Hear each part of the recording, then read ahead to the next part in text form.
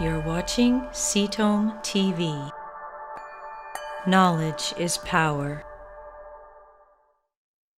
I'm HER2 positive and it's gone to my brain. Okay. And I just found this out last week. So Sorry.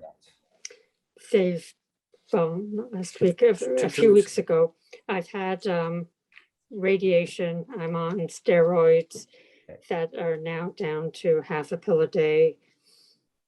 I've got 3 different size lesions on my brain. The largest being 4 centimeters by 2 and the others being smaller. So right now they're just they're seeing how the radiations worked. And So how are they keeping an eye on that? What are they using to see how well your radiations work? CAT scan or MRI. MRI.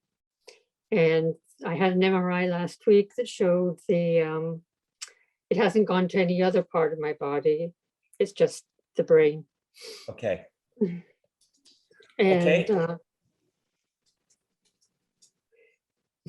Okay. and initially I had problems with balance and memory, and that's all being resolved. So it's being so you can tell this tumor shrinking because some of those side effects are dissipating. Right. I hope so. I hope that's what it means. Yeah, usually. So there is a new protocol that I think you should look into with your doctor. It's a combination of Herceptin, a drug called capecitabine, which is a standard chemotherapy drug. It's available everywhere. So Herceptin and capecitabine are both available. And then it also combines another drug called tucatinib. So this particular combination is quite effective in brain metastasis of HER2. I would definitely look into that. Let me give you the trial number so you can potentially see if there's a clinical trial. So clinical trials go under the NCT number. In this particular case, the trial, and it was done in Seattle, I believe. It's going to be all over, but it's called NCT, and then it's 026144794. So if you Google NCT 026144794, it'll give you the trial information.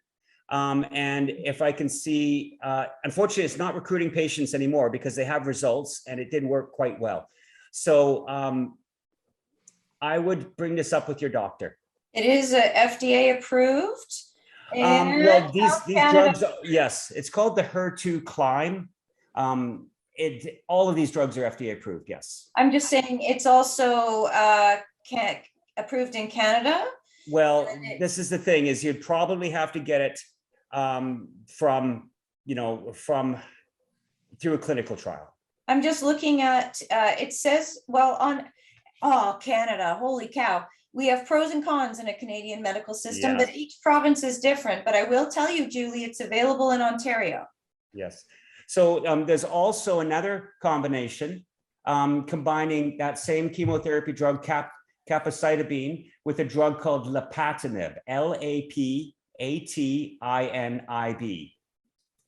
Now, now that was done after, sorry?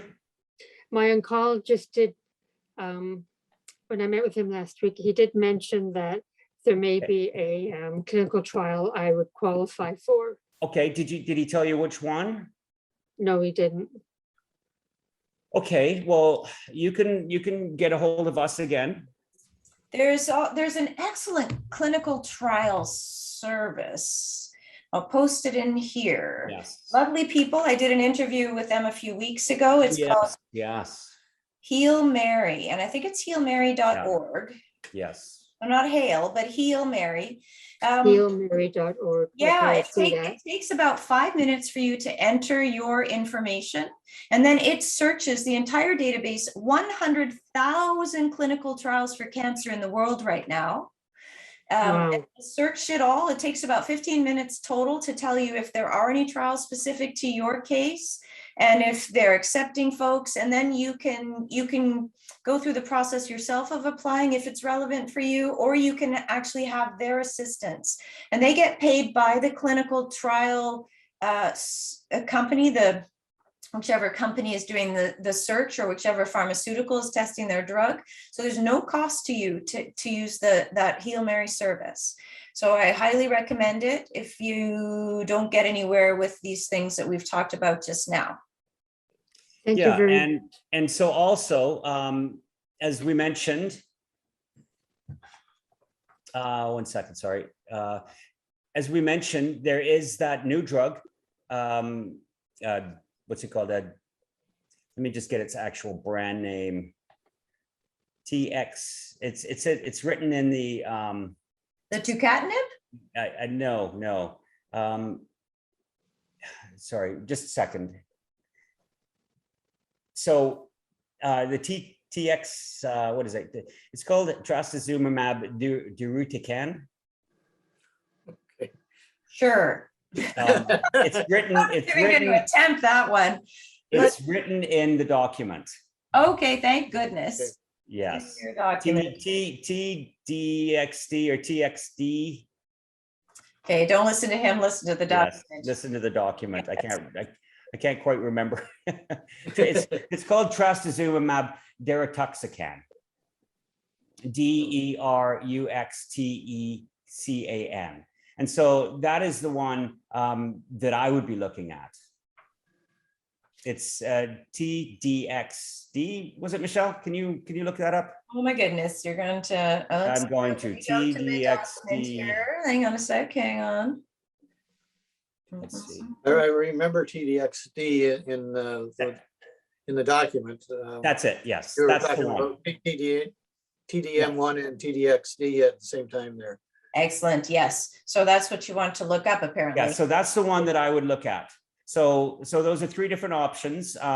Definitely the first option with the triplet drugs I would look at, and this particular drug too. Okay.